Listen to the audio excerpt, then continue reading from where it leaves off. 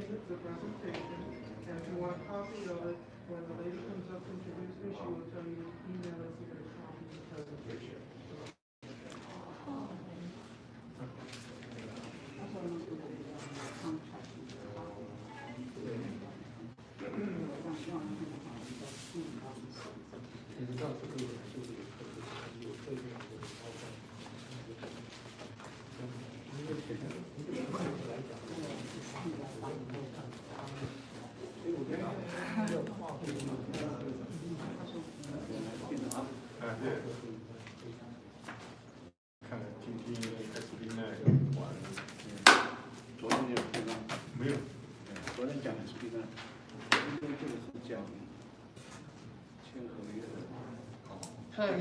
你的裤子很好看。啊？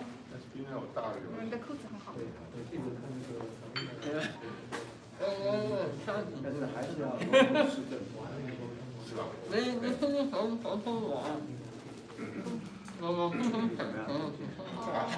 退休了吗？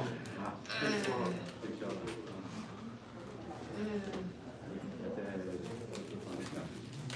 有。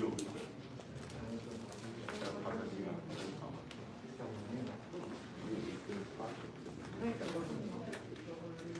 还在房地产圈？对。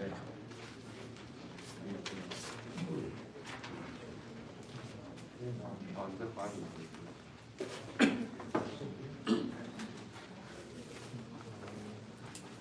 A lot of open seats all around. Come on in. Find in your room.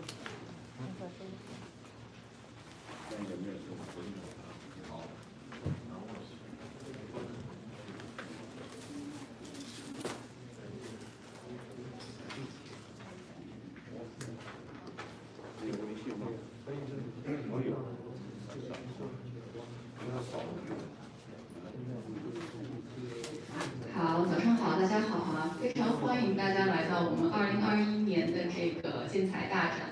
那这个今年建材大展已经是我们举办的第3届了。每年呢，我们都会有非常多的专业讲座，那么今年也不例外。那么今年我们第1场讲座呢，就是来自我们的 Robert Klepa， 他给我们带来的讲座是 topic 是关于建筑合约必知。Welcome to our 2021 Construction Expo show. Today we're gonna have our speaker, Robert, I'm so sorry. Robert Klepa. He's gonna give us the topic. It's about construction contract. Let's welcome Robert. Thank you, ladies and gentlemen, for joining me this morning. My Chinese is not that strong, so we're going to go forward in English, I'm afraid.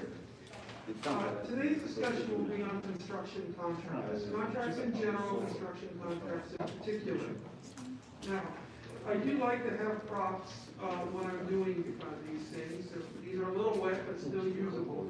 What I'd like to do is have a couple volunteers, someone want to raise their hand, and they will get to look at these first, and then they make sure I get them back at the end of the presentation. So I have one person here. Who else?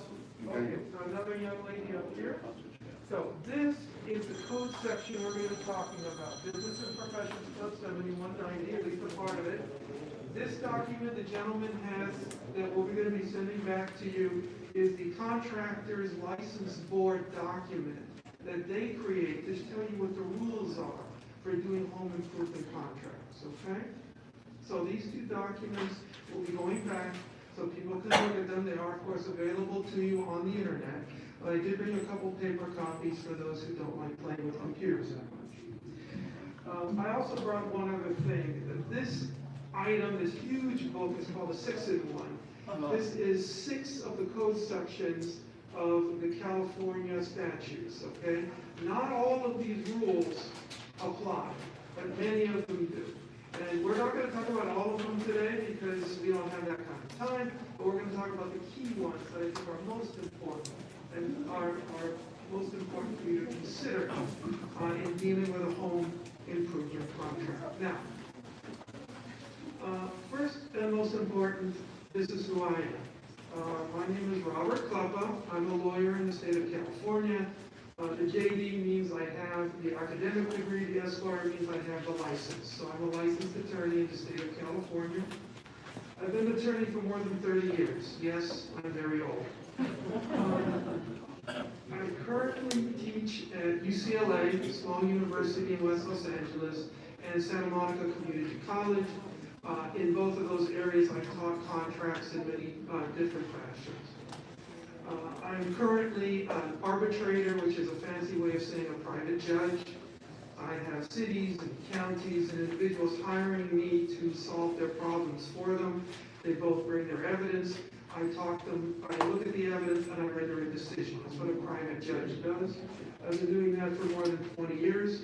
Previously, I was a litigator, which is a fancy way of saying I did trial work. I went to trial on breaches of contract, construction cases of all kinds, and I tried cases all over Southern California. So essentially, I've taught it, I've written them, and I've argued about them. I have a fair amount of understanding of how contracts work. What is a contract? Well, a contract is a very generic term. It can mean a lease agreement, it can mean a partnership agreement, it can mean an employment agreement. All of those are contracts, okay? So when you use the word contract, what are you talking about? You're talking about a set of rules between two or more people that govern their conduct, that talk about how they're going to do what they promised to do. That's what contract means, and that's what we're going to talk about today. All contracts have to have three things: offer, acceptance, consideration. Okay, let's see what that means. What is an offer? This is the legal definition of an offer. You can impress your friends later by telling them this. Okay? A set of terms suggested by one party which, if accepted, will form an agreement or contract. That's the fancy way of saying it. The simple way of saying it is, I will gladly pay you $5 tomorrow for a hamburger today. I am offering to do something for you. I am saying that if you agree with what I want to do, this is what's going to happen. That is an offer. Does anyone know who this character is over here? This little cartoon character? Popeye, good. It's from the Popeye cartoon strip. This is Wimpy. Okay? And Wimpy was very famous in the cartoon strip for offering to pay someone back for money the next day for something that he got today. Wimpy was not a very reliable person, and therefore he wouldn't usually pay off. So you have to be a little careful with who you enter into a contract with. If you see Wimpy, don't sign a contract with Wimpy, okay? Not very reliable guy. But generally, most people are more trustworthy. So this is what an offer is. I offer to sell you something for a particular price. And then you get to respond, should you choose to do so. But before you do so, you have to look for the 5 W's that have to be in every offer. And one of the reasons we know that these 5 W's, these 5 questions have to be in every offer is because California law says so. Remember this big ugly book I was showing you? It's that law in there. You see these letters and numbers? That tells us what the law is. B&P is Business and Professions Code. SEC is section and number 7159. Business and Profession Code section 7159, a small version of which is coming back to show the audience. I only gave you 2 out of 13 pages, so you don't have the whole thing. My printer ran out of ink. But if you look on the internet for Business and Professions Code 7159, you will see the basic requirements for home improvement contracts. That's where it's contained. Also, the other document this gentleman is sending back from place to place, that from the General Contractors Board, that also has a lot of the rules in it. So you have a lot of places to find these rules on the internet. What are the 5 questions that you have to answer for every contract that you see? Who? Who is involved in the deal? You always have to write down the names of every party or every company that's involved in the deal. Why? Why is it so important to know who? Can anyone help me with that? The responsible person, right? If something goes wrong, who do you call up and say, where's my lumber? You have to know who the players in the game are. You must know who they are. and it must be in the contract.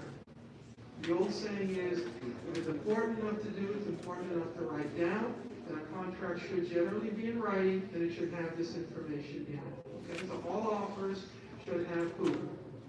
Second, it needs to be what. Okay, what is the importance of what? What does what tell us in the contract? Does anyone know? What is it? I'm sorry? Work scope. Work scope. Yes. So what is being exchanged? A contractor is hired to do a job. Are they going to be building a room? Are they going to be building a roof? Are they going to be building a house? Are they going to be building a garage? What are they there to do? If it isn't in the contract, it doesn't exist, generally speaking. So you want to be very specific in the contract. What is the scope of work? What are they there to do? When does the job end? When are they done doing what they promised to do? That is what. Where? Okay, pretty straightforward, right? They're supposed to build a house. Is it on 2178 Main Street or is it on 2165 Main Street? Pretty important to both sides to know which one is involved, right? There's famous cases under the law where a gentleman shows up with a bulldozer to knock down a house, he knocks down the neighbor's house instead of the right house because he didn't check the address on the contract, okay? If you got a bulldozer, check the address, very important. If you have a contract, put in the address where the work is to occur. You may have delivery of supplies at a different location, let's say an intermediate storage area. If so, note that as well. But then indicate where the final work is to be done. You never want to have any confusion or ambiguity about a work site. When? In a construction contract, generally you have phases of construction. You will have demolition, you will have initial framing, you will have final framing, you will have roofing, you will have different phases. When is part of that. You need all the phases to be noted in detail, and you need to, and we'll talk a little bit more about this in a second, you need to know when payments are to be made at the end of which phase, okay? There are a lot of requirements in the Business and Professions Code section 7159 talking about when intermediate payments are to be received, and it needs to be spelled out in the contract. If the contract is based on time, we need to get dates of completion. Start date, end date, phase dates, all the way along, all right? No confusion about when demolition is supposed to start, when demolition generally is supposed to end, and when each phase of payment is due. Sometimes you'll have problems during a construction contract. You'll have a surprise. Are surprises good things or bad things on a construction project? How many people say it's a good thing to be surprised, like Christmas? We like surprises. No? How many people say bad? It's bad to have a surprise. It's terrible to have a surprise. A surprise costs money. Sometimes a contractor will get on site, look at the soil, and realize that what he was told might be solid granite-based foundation is actually a sandy soil that's going to require some sort of concrete addition to allow the foundation to be solid. That's a bad surprise. Under those circumstances, we'll talk about that in a second, there may be a renegotiation of certain parts of the contract to ensure that the contractor is now paid for the additional work they may have to do because of the surprise. Sometimes you'll have a surprise in a wall. Contractor will open up the wall, they're looking for copper piping, it's old stainless steel, or not stainless steel, regular iron pipe, which is corroded, now suddenly we have to repipe the place. That's a surprise. That may end up being a new addition to the contract. So we don't like surprises, so you want to put in dates, you want to put in specificity on what's occurring so there are no surprises, and so you can deal with them if there are. The why and the how is the most basic of all. Are they building a house? Are they simply overseeing the building? Are they overseeing subcontractors who are doing the actual work? That's the why and the how. All of that needs to be in the contract. If you have a general contractor who's doing all the work and they're bringing on subcontractors, that should be noted in the contract as well. We need to know who's on the job site at what time and doing what. If they're working for the general, that's fine, then the contract is between the general contractor and the subcontractor who's helping them build it. But you need to specify as much as you can so you know who's doing what and where.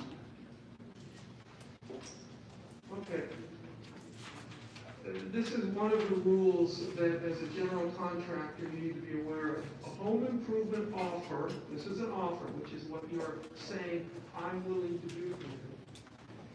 For a job costing $501 or more, okay, for these rules to apply, it has to be a job worth $500 or more, which is why I put 501.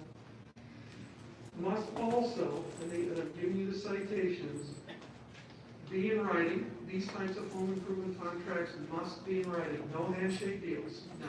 Write it down. Take no more in down payment than $1,000 or 10% of the total, whichever is less. That's also within the law. Give notices, like a right to cancel for seniors 5 days after signing, or for all in an emergency 7 days after signing. These rules are changing quite a bit. These rules just took effect in January of this year. You have new rules which say that in a home improvement contract, anyone who's a senior, I forget what the definition of senior is, they get 5 days to cancel even though they signed the contract. 5 calendar days thereafter. Okay? If they do a cancellation within those 5 days, the contract disappears. After the 5 days, the contract is valid. So generally, if you're a contractor and you're dealing with a senior, you don't start work for the first 5 days. You must let them cancel. Because if you don't, you may start work on a contract that's no longer valid. Okay? In an emergency, meaning the governor declares a state of emergency, if there's a home improvement contract signed within a state of emergency, there's a 7-day cancellation period built in by law. Again, if you're a contractor, be aware of that 7-day cancellation period.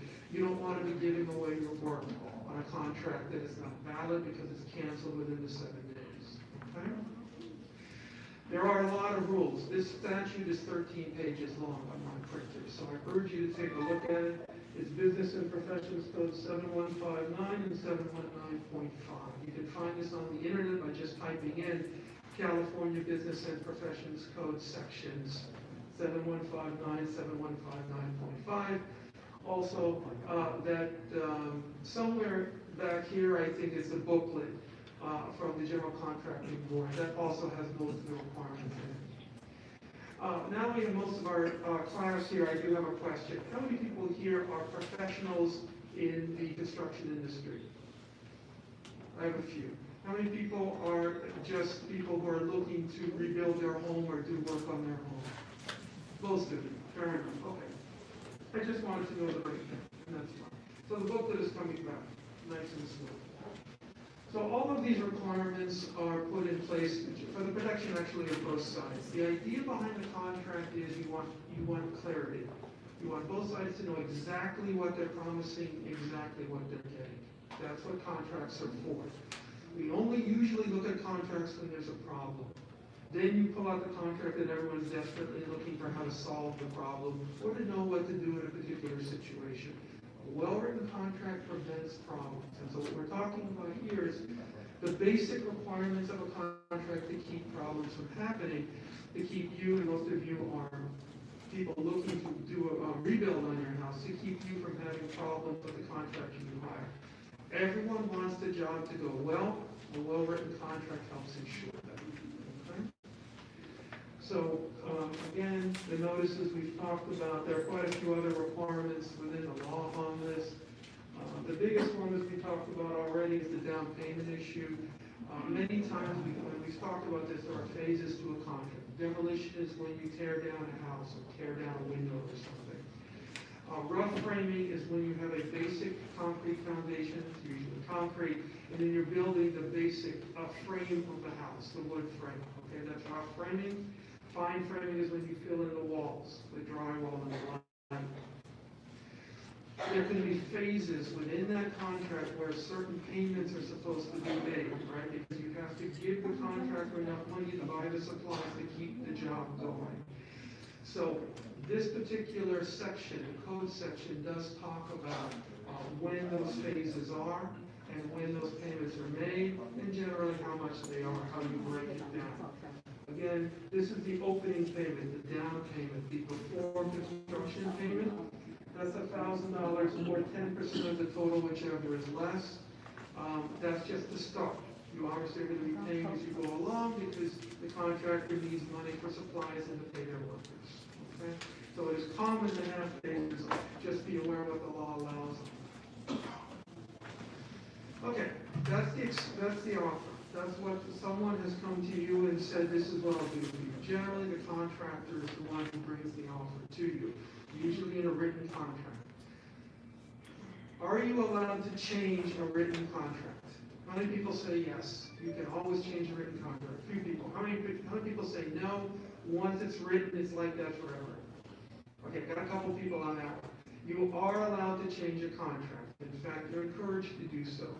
One of the definitions of a contract is a meeting of the minds, meaning both people have come together and agreed to a certain set of rules that will govern their conduct, which means you have a right to disagree with what the other side is saying.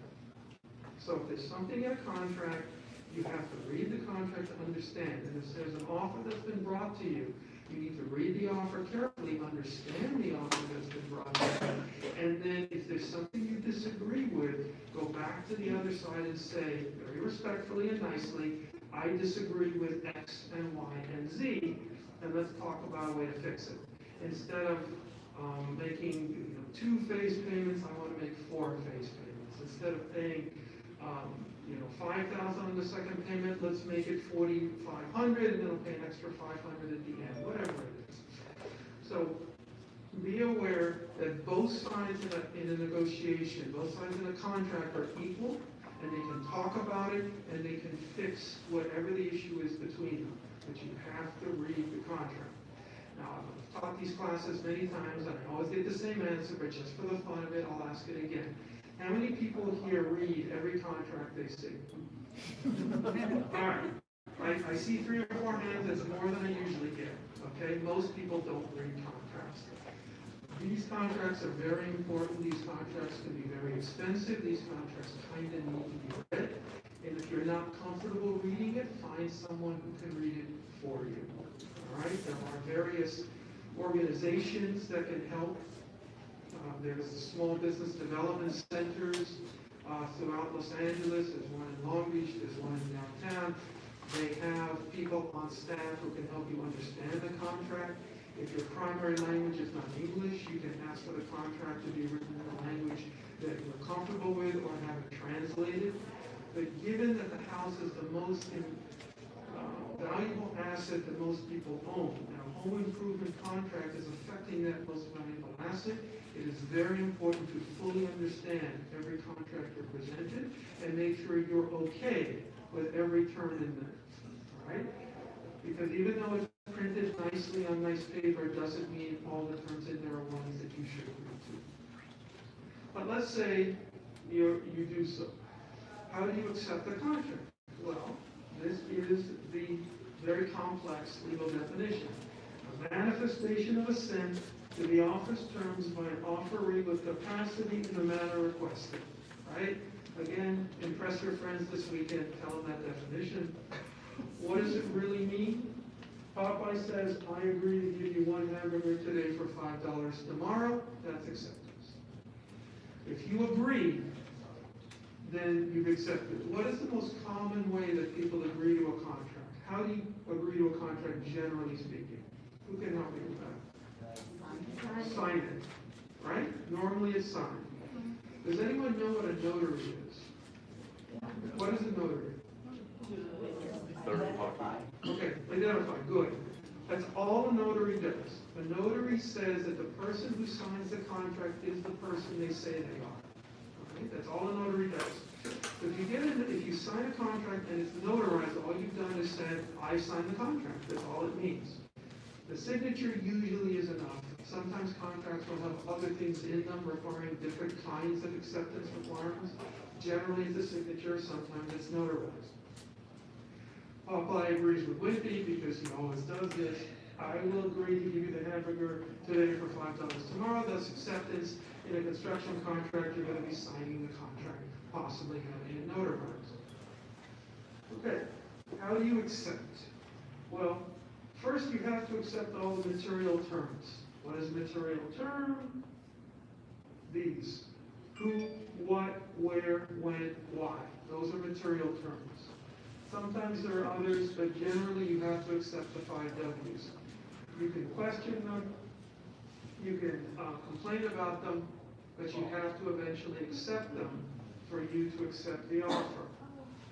So you say yes to the W's and you've done the acceptance, even though you've asked a question about it. Okay, well you said you're going to be delivering lumber to my house. When is the delivery of the lumber? Well, the lumber is going to be delivered on August 5th. All right, that's okay. You can ask a question. As long as you don't say no to any of the 5 W's, you've accepted the offer. Okay? If you say no to one of the 5 W's, you say no to a what, to a where, to a when, the offer that they have brought you is essentially dead, and you've now created a brand new thing called a counter offer, a new offer, which they have to accept. And it just keeps going back and forth, offer, counter offer, until one side accepts it without changing it. Then you have a contract. Offer, acceptance. One other requirement of a contract is consideration. What is consideration? Yes, it's being nice to people, but under the law, consideration means an exchange of value, right? Like money for a new house. That's consideration. What's the legal definition? New item of legal value bargained for and given in exchange for an act of promise. Again, a fancy phrasing. What does it mean? Popeye says $5 is not enough for today's hamburger, pay me $6. So he's now changed consideration to a different number, $6. But he's basically saying hamburger for $6, exchange of value, that's consideration. That's the last element of a contract, okay? If you have the 3 elements, offer, what the terms are, what you're going to do for each other, acceptance, you've agreed to the terms, and consideration, there's going to be an exchange of value, you have a contract. If you're missing any of these, you don't have a contract. If it's not in writing, you don't have a contract. There are various ways, there's many other ways that might affect this, but these are the most basic ways. Okay? Now, as we've already talked about, surprise, not a good thing, okay, when you're building a house. Changes equal money, the bottom line. If the land, we thought it was going to be granite, it's actually quicksand, there's going to be more money spent to get that foundation laid. We thought this was a standard house, but there's asbestos in the walls. There's going to be more money spent to remove the asbestos. Lead paint, more money to remove the lead paint, on and on. Surprise is bad, surprise costs you money. Change orders. The biggest cause of increases in price in a construction contract is a change order. That's where the owner says, you know what, I know I told you that I wanted linoleum, but now I want porcelain tile. Contractor says, okay, it's going to cost you more money. How do we stop this? Tell them up front what you want, stick to it. Sometimes changes have to happen. We have a surprise, we have a change. But generally think through, especially if you're a homeowner, what do you want? Is this going to be a family home and you need porcelain tile because you have kids or grandkids running around, you need to be tough? Or is it going to be a guest house where it's only used occasionally, linoleum works on the floor? Think it through in advance. Don't make a change if possible. It's going to cost you more money every single time. So to limit changes, be as specific as you can in the contract. For instance, you can write into the contract, usually in an add-on at the end, what are the make and model of the appliances you want. A lot of homeowners will go to a contractor and say, build me a house. The contractor says, yes, sir. And then they just kind of leave it at that. So what does the contractor do? Well, the contractor doesn't know what make and model you want or are willing to pay for, so they go to Home Depot and they get something that works, but is some would say maybe a lower value item. But if you want the higher value item, if you're a gourmet cook and you want to have the greatest stove ever made, you have to put it in the contract. Because the contractor won't know if you don't put it in the contract. So if you want an LG model, if you want one of those really high-end, I forgot what they're called, special stoves or something, you have to put it in the contract. The more detail, the better. The contractor is not trying to cheat you. The contractor simply doesn't know what you want. If you tell the contractor what you want, the mystery disappears. Type of counter material, this comes up. Okay, are we going to do butcher block? Are we going to go marble, granite? What am I going to do? Okay, if you don't tell the contractor will give you a counter, whatever that counter is. Probably a lower cost counter because you probably are talking about price, and so the contractor wants to keep it as cheap as possible. But if suddenly you say, I want granite, and the contractor was thinking butcher block because it's cheaper that day, there's a problem, and the upgrade is going to cost you money. Okay? Type of floors comes up quite a bit. You want carpet, you want tile, you want hardwood, you want linoleum. Each of these choices require different underflooring. Okay? Do you want to float the tile? Do you want to put a wonder board underneath? These are ways of installing tile. All of these choices change the cost of what you're asking for. If you put it in the contract, there's no surprise. No surprise means the cost stays what it is. Okay? Type of roof. There are many choices if you want to install a roof. Asphalt shingle, tile, if you really want to go all out, slate, which is a rock. All of those cost different amounts. If you want to put in solar panels, tell your contractor. Let's say I want to put in solar panels 5 years from now. They can put in support wood in the right places to make it easier to install the panels later. If you don't tell them, it doesn't happen. And it costs more money later. Okay?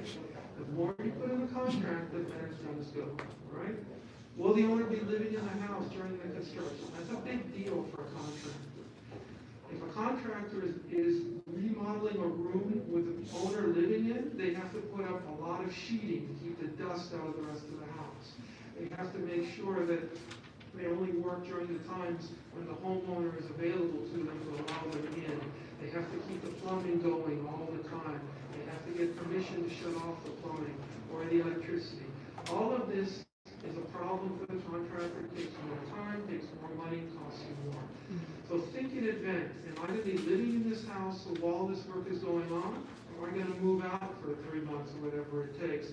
If you move out, it's easier on the contractor. Sometimes it can be a cheaper project for you. So think about that. Tell the contractor to work it out in advance. Okay? The contractor generally is not supposed to charge you more money for the same work. Right? But the contractor can charge you more money when surprises are found. We talked about this. Surprises are expensive. If there's a surprise in the wall, if there's a surprise in the ground, the contractor is going to come to you and say, it's not my fault, there's asbestos here. I need special protocols to clear this. I got to charge you more money to get that done. When the customer changes the job requirements, again, I want it done in 3 weeks because I have to move in, and the contractor was taking 3 months. He's got to hire, or she has to hire more people. It's got to go super fast. It's going to cost the owner more money. Now, when is the contract one where the contractor should not be charging more money? If the contractor miscalculates the price, it isn't going to make profit. That happens sometimes. In the book that's going around the audience, they have an estimate sheet where the contractor can come in and figure out the good estimate. It's okay for a contractor to make a profit. They can't eat if they don't make a profit. But if they miscalculate and they don't make a profit, generally they're bound by the contract unless they renegotiate with the owner. Okay, so they have to be very careful on the estimates, all right? And you as the homeowner want to be as upfront as possible so the contractor knows exactly how much they need to charge. Also, sometimes contractors will take on too many jobs. It's just normal business. You take as many jobs as you can. Sometimes they get overextended. Under those circumstances, if there is a time limit in the contract, and many times then there'll be a penalty built in if you don't meet those time limits, contractor may end up paying penalties and lose money on the job because they have too many jobs. They can't charge you extra for that. If there's a penalty that has to be paid because they're not meeting the time frames, it's not your fault as a customer. The contractor can't charge extra for that. So they have to be very careful when they're figuring out all the jobs they can take. Can they do all the jobs in the time agreed to? All right, what happens if things go wrong? If things go wrong on a job, these are some of the ways that can happen. One of the things I didn't put up here because it's the most basic thing I think everyone knows about it. Talk to each other. If there's a problem on the job, talk to your contractor. Most people are reasonable. Most people will work with you to try and resolve the problem as easily as possible. You're a homeowner, you want a house built. They're a contractor, they want to finish the house, get their money, and move on to the next job. Everyone wants to resolve it as fast as possible. Talk to each other. If for whatever reason you can't work it through, there's some options. Mechanics lien. Anyone know what a mechanics lien is? What is a mechanics lien? Who can help me? Sir? Mechanics lien is a contractor. Well, when they did the job, if the owner doesn't pay, they can file the lien. That's right. Many homeowners don't realize this. Contractors have a right to get paid for work they've done. So if a contractor begins to do work on your house and you haven't paid them and they get to a certain point in the project and you're not going to pay, they can put a lien on that house. What does the lien mean? The lien means that house can't be sold until the contractor's bill is paid or refinanced until the contractor's bill is paid.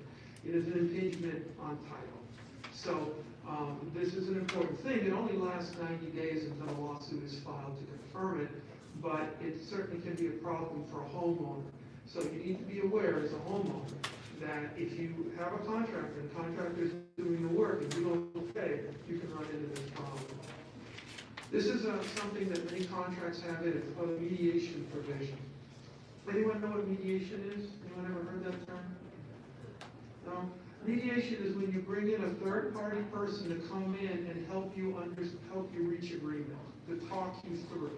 They talk to both sides and they bring them together to reach an agreement. That is mediation, not meditation, which is everyone thinking, right? Mediation.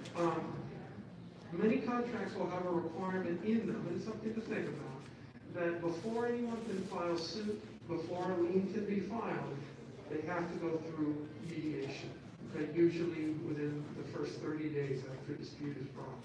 That usually is a good way to reduce the emotion in a fight. Okay, mediators are very good at calming people down and bringing them together so they can talk about the issue. A lot of times problems come up because people get angry at each other. He said this, and he looked at me bad, and she said that. There's a lot of interpersonal issues. Mediators are wonderful at bringing down the emotion, removing those kind of emotional issues, and getting people back to talking about what is the real problem. Okay, the wall isn't straight. How do we fix the wall? Okay, we just have to move it over a little bit. Okay, another $500, agreed, done. All right? So mediation is good when you get into a fight. It's usually the most preferred thing after talking to each other and how to resolve a fight. Another thing to think about is arbitration or small claims court. Arbitration, this is what I do. I'm a private judge arbitrator. So people hire me to come in and help them resolve a problem. So we have two people fighting, a contractor and a homeowner. They've reached a point where they've brought in a mediator, they can't fix it. They've talked to each other, they can't fix it. They need someone to say who's right. They can go to court, wait 5 years to see a judge, or they can hire me. And then I can do it in 2 or 3 months and give them a decision, and then they can go forward. So that's what private judges do. But if you don't want to do that, and your dispute is $10,000 or less, you can go to small claims court. Small claims court is a regular court with real judges. They wear black dresses. They sit up on a high dais, and you'll get your 15 minutes in court to present your case. Win or lose. The person who's suing is called a plaintiff. If they lose, they're done. They can't appeal. The defendant is the person who's being sued. If they lose, they have a right of appeal, which means you can go to another judge and say, did the first judge do it right or not? Okay, that's what small claims court does for you. But it's only at $10,000 or less. If your fight is $20,000, $30,000, $40,000, small claims might not do a lot for you. Okay? But these are some of the options available to you. There is, of course, what we call the big court, what we call the superior court. If you have a $100,000 case, $500,000, you can file it in the superior court, get a regular judge, and then go forward for 2 to 5 years until you get a decision. That's the superior court. You've got attorneys on both sides arguing with each other, et cetera, et cetera. It's a long and expensive process, but it's how it's the process the law has created to help you fix your problems. Okay, assuming you don't want to use a private judge or one of these other options. Okay, somebody asked me for a sample contract. This is a sample contract. I put in non-construction, this is a clerical services contract. This would be like hiring a secretary or someone to do paperwork for you. The reason I like this contract is a lot of people think contracts have to be 100 pages and written in really nice handwriting. No. This is a one-page complete contract because it has all 5 elements in it. Right? It has the date of the contract between the individuals at the very top. It has a space to write in the individuals' names at the very top. It says the parties intend to do the following, and it gives you various items. The term of agreement is how long the agreement is going to go for. It's expected to last a year or 2 years or 5 years. So it has the who, it has the what, it has the when. Generally, it'll tell you the scope of agreement, which is what everyone is supposed to be doing. It'll talk about where it's supposed to go. And then it has some add-on bonus provisions. This is a very simple agreement. It's a one-page agreement. It says if you have to use a simple agreement, it's one that's available, obviously, to you. But there are many other parts of agreements you can put in, like a mediation clause, if you want to force a mediation instead of going to court, that type of thing. So these types of agreements are useful as a general sample because I wanted you to see that a simple contract can exist on a single piece of paper. It can be 50 pages long, it could be 100 pages. I've seen commercial leases that are 100 pages long. It's simply not required. It's whatever you want it to be that expresses and exchanges information. Now, a couple things I'll mention. There's a provision here that's called entire agreement. It's hard for you to see. I feel like I'm on the red carpet. I want to thank the Academy. No. So the entire agreement provision simply says that if it's in writing, if it's not in writing, it doesn't exist. And this is common in many contracts. You don't have any, you can't use what somebody wrote on a napkin, you can't use what somebody said at lunch. Can we get that online? I believe the lady, did you have a website you wanted them to have to get this slide presentation? Yes, Do you have a website? we do actually have an email. If you guys want to have this PPT, you guys can email to cacp@yahoo.com. CA? Yeah, C as Carly, A as Alice, C as Carly, P as Peter, C as Carly, A as Alice, C as Carly, P as Peter. So it's CACP, CACP. Several times, yeah, 2 times. C again? CA? CP, CP? Then? CACP, Oh, double. double, yeah, at yahoo.com. Oh, okay. Yes. And you can get the entire presentation by sending them an email, okay? And the presentation will include this one-page copy. So, as I said, it has some bonus provisions in here that I like because it does say what many people want them to say. Let's see, that actually is a major bonus provision, I think, in there. There's many others that you can put in, like the mediation clause, or the venue. You can put in a provision that says, if there's any problem between us, you have to fight the battle in LA County. It's called a venue clause. You can do a lot of different things. You could say, if there's any fight between us, we have to use California law. Things like that. But I only have a limited amount of time, so I can't go through the laundry list of potential issues and potential clauses. I simply wanted to show everyone that a contract doesn't have to be complex. It doesn't have to be long to be effective. As long as it's in writing, as long as it can be signed by both sides, then you've got what you're supposed to have. Now, one of the things, and we talked about a notary earlier, you need to be sure that the person who signs the contract has the authority to sign the contract. The homeowner on one side and a principal in the company on the other, okay? So you have to have authority on both sides. You don't want to have a 15-year-old boy sign it, right? That person doesn't have authority unless they're, you know, a rich person or something. But even then, they have to have an adult sign for them. So you need to be sure that the right person signs the contract and that that person has the authority to sign the contract. And there are other little things like that. But this is a basic contract to consider. Okay, this is a recap of what we covered today. Offer, acceptance, and consideration have to be under contract. If they're not there, you have no contract. Doesn't matter if it's in writing and you sign it, it's not enforceable. Be as specific as possible with every detail of what you want done, okay? No surprises. If you take nothing else from today's class, no surprises, all right? Contract changes cost money. You get a surprise, it's not Christmas Day, right? It's a bad thing. It's going to cost you more money. If things go wrong, think about mechanics liens if you're a contractor. Think about mediation, arbitration, or private judges or small claims court if you're everyone else. All right? Questions? Yes, ma'am. You said the mechanics lien is within 90 days. If there's no filed lawsuit, is the mechanics lien fall off? Yes. Okay, so But it doesn't fall off, but it's nullified by law. You have to file a lawsuit within the first 90 days of the mechanics lien being on the property. And then the lawsuit, it can extend it beyond that. But you have to get a judicial order to extend it. the lawsuit first, if within that 90 days. Well, the mechanics lien holds the property during those 90 days, so it gives you time to file the lawsuit. You just file it 90 days or less, okay? So that the mechanics lien stays beyond the 90 days.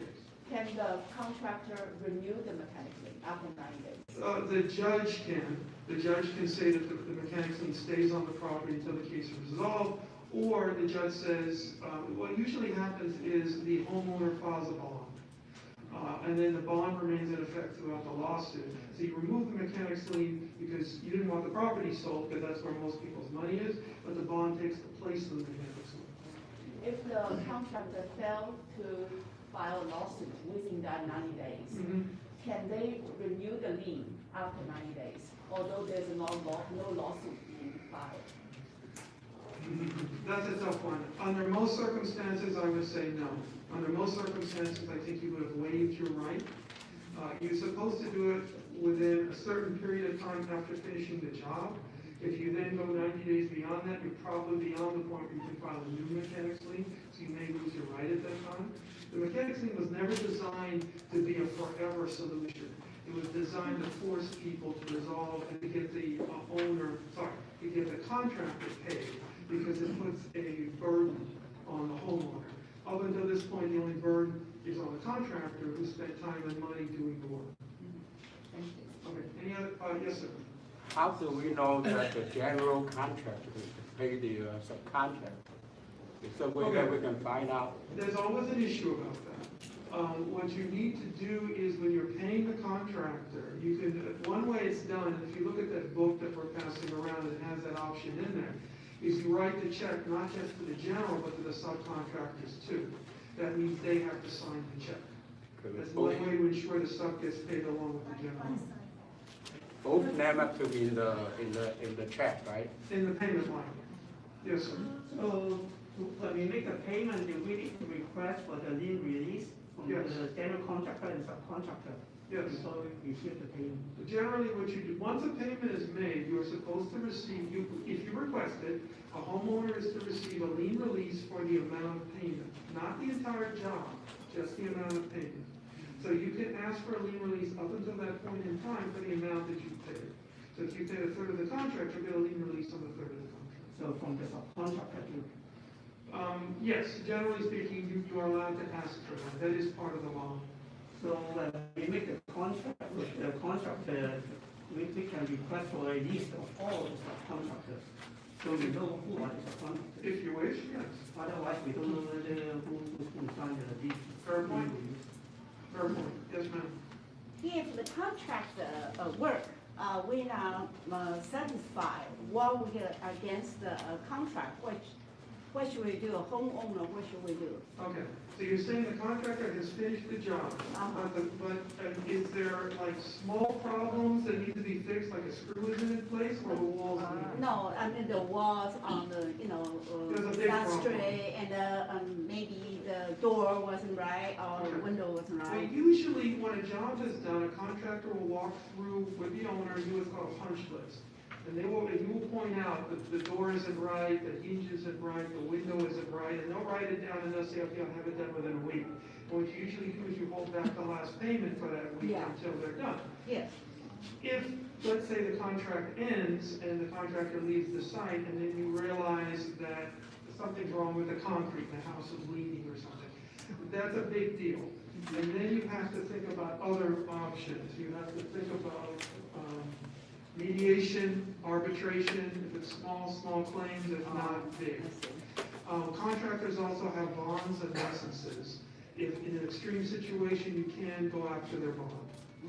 So the owner, we can do the arbitration and small. Mediation, arbitration, small claims, that's for everyone. Mechanics lien is only for a contract. Okay, got Yes, ma'am. How does the owner find they have been placed the mechanical lien? How do they find out about the mechanical lien? Yeah. It's filed with the county recorder in Norwalk, so it's on the property title. Usually, you're actually informed by your mortgage holder. Your bank will tell you there's now an impingement on title, and you need to clear this because it's in violation of the mortgage. And that's the incentive for the homeowner to get into negotiation with the contractor and get that bill resolved. The mechanics lien can do bad things to a property, so you try and get rid of them as soon as you can. And obviously, the contractor will let you know because there's no reason to hide it. They want you to pay them, and this is their big stake to make them. Okay? 我知道大家都有很多问题啊，我们这边在我们的 showroom 有这个 business corner， 我们有热咖啡跟冰茶供应，如果有问题的话，我们可以到那边提问哈。